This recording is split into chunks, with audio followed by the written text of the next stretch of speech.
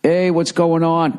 It's Bill Burr. It's time for the Monday Morning Podcast for Monday, April 24th, 2017. How's it going? How are you? How you doing? How's your week? Oh, I'm sorry the podcast is a little late. I traveled today. I flew back from Boise, Idaho, not Boise, everybody. There's an S in there. That's what I learned when I was up there. Boise, Idaho. And, you know, it was hilarious when we landed at it. You know that, the fucking shooter, you know, on the plane, the shooter. And I don't mean with the gun, because you can't get guns on the planes unless you make one like, what's his face there? John Malkovich in that Clint Eastwood movie. What was it called? Gun. Is that what it's called? He made like that little plastic gun. Till I get some goddamn respect. And he fucking hung up the phone. No, I'm not talking about a gun. The shooter, the guy, the Wedge Breaker. It's like the second they ring that little bing bong and you can take off your seatbelt, some guy from 12 rows back like runs up to the front of the plane. So, of course, he stops right on my row. So now I can't get up and I'm looking at his dad jeans and he was wearing flip-flops. All right, so I got to give it up to the guy. All right? You know, to show that kind of quickness with like, you know, a third of a shoe on was, you know, it was impressive. So this fucking guy who was in the row behind me diagonally across starts fucking chirping in his ear. It was like the fucking NHL playoffs. I'm like, are these guys going to drop the gloves? I see him talking to the guy. I see the guy, you know, the flip-flop guy looking over his shoulder, right? It's basically a guy with really nice shoes and polka dot socks in first class, which is where I sit. I don't give a fuck. I don't give a fuck if I'm flying to Las Vegas. I sit in the front of the fucking plane. That's just how I do it. All right? I spent 20 goddamn years in the back of the plane. I swear to God, I'm not going back. Did I just spill the fucking tea all over the place? What are the odds that I was putting my wallet on the fucking string to the tea bag and then this shit's just going to go all over the place? It's just, I swear to God, I'm having a hell of a like fucking 4 days here. Every goddamn thing, every little cunty thing that can go wrong. You know, first I break my computer screen and then the tea bag comes out. I mean, Jesus Christ, that's going to take me at least 11 seconds to clean up. Or I just kind of wipe it up with my sock. Oh, what a fucking animal. I just had to stop it from going down the side of the table. Don't judge me. So anyways, let's get back to the polka dotted socks. All right. Fucking gentleman. Worked his way up to the front of the fucking plane. Or maybe he was born into money. I don't know. I don't think this guy was, because he was fucking all over this fucking animal with his flip-flops who was coming up from, you know, the animal section of the plane. Where this guy deserved to be. All right? I'm telling you right now, that should be your guy's goal in life. You got to get to the front of the fucking plane. And that's not a metaphor. That is it, literally. You have to get to the front of the fucking plane. Unless you don't travel that often, then just, you know, suck it up. Who gives a shit? But if you travel all the time, you have to get to the front of the fucking plane. And I'm telling you, the only difference between the front of the plane and the back of the plane is they treat you like a human being. That's it. That's it. It's not like it used to be where, you know, there was fucking broads up there and, you know, they'd meet you in the Eastern Airlines fucking lounge afterwards and they'd, you know, you having like a fucking, whatever the fuck happened in the 70s. You know what I mean? It's that incredible meeting of pubes that decade was. So anyways, this guy is fucking in the guy's ear. Like I got my fucking, the free fucking Bose headsets, the wireless ones that those Bose cunts gave me. And then I found out they're spying on you. If you have the app, I had to delete the fucking app. Jesus Christ. And then I found out those guys at Blue Apron are like going down to farmers markets. They're going, hey, you don't want to be with these guys? Come over to us. You know what I mean? What a bunch of pussies. If that's what they're doing. Allegedly, that's what they were doing. Why don't you fucking go do that in a goddamn Ralph's? Do it in a supermarket, right? Stay in your own weight class. You colored apron cunts. It's fucking hilarious. This farmer's market guy was going off on him. He's going, Blue Apron, they eliminate the middleman. He's like, hello, you are the middleman, you dumb cunt. We eliminate it. We farm this shit. We're going right to the people. Anyways, I probably just lost a sponsor there, but I don't give a fuck, right? If that's what they're doing. If you weren't doing it, I apologize to everybody that, wears an apron the color of my balls right now. Okay? I apologize. Anyways. Jesus, Bill, can you get to the fucking fight? All right. Sorry. I'm a little distracted. I don't like doing this podcast on days that I traveled. I'm a little scatterbrained there. More so than usual. All right? Before you make your joke. God damn, my new computer screen is gleaming. I'll tell you, underrated. Breaking your fucking computer screen. You take it down. You never go to the Apple store. Don't ever go to the Apple store. The Apple store is like flying coach. Okay? You're going to go in there and they're going to treat you like a fucking animal. They put themselves on a higher plane, walking around genius, right? On their shirt. What does your shirt say? It says nothing. Right? Like you have no fucking thought in your head. You got to go down there and go talk to those fucking wiry cunts. Anyways, no, you go to just some local fucking place. They charge you a little bit more, but you go in there, okay, and you get treated like a fucking human being. So I go in there and, and they see the busted computer screen. They know what the fuck happened. And I'm not going to lie to them. Like, I got a little one at home and she knocked it off the table, doing that shit. I didn't do that. They go, what happened to it? I said, I stabbed it with my phone. So they start laughing. They go, why'd you do that? I said, because I'm an impatient person and I'm not good at these things. And it seemed like the right thing to do in the moment. And I immediately regretted it. So now I'm here to give you my money if you can fix this. And they were like, absolutely.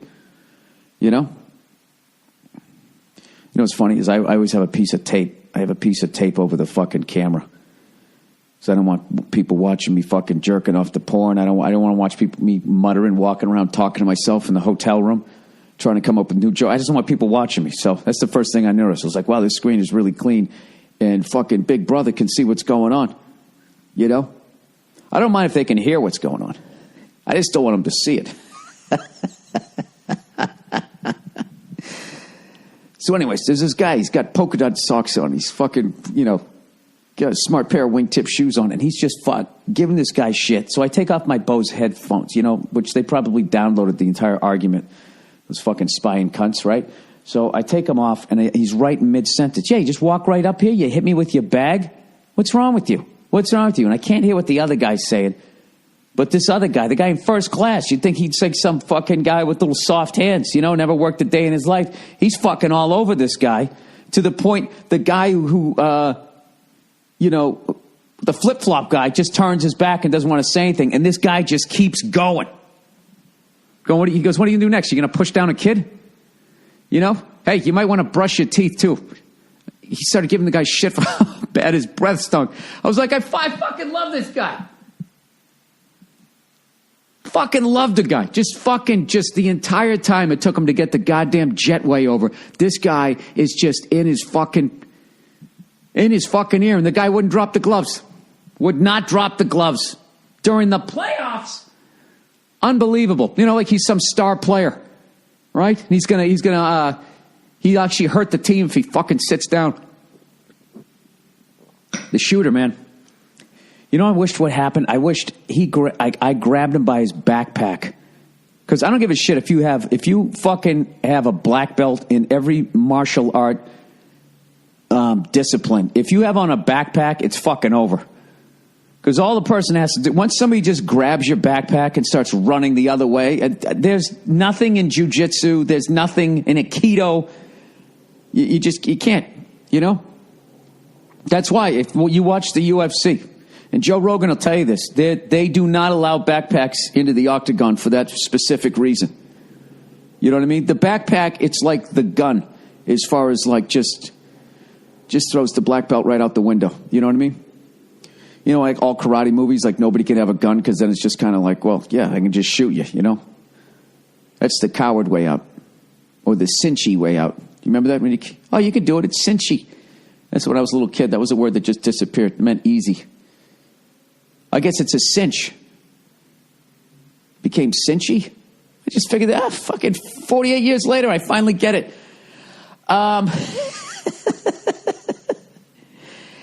Anyways, I just wish I reached up, grabbed his backpack, and yanked it back, passed him to the polka dotted sock guy, and everybody just passed him right back to his fucking row. Would have been tremendous, you know? And I know a lot of you young listen to this podcast, and I could lie to you and say that pre 9/11, that was the America that I lived in, you know? Well, you know, you could sit in my house and not have to worry about somebody from the Geek Squad watching me fucking rub one out, you know, in the privacy of my own goddamn home. I have tape over every fucking thing I can find. They can listen, but they can't see. That's the deal. There's no video. It's just like the podcast. No fucking video.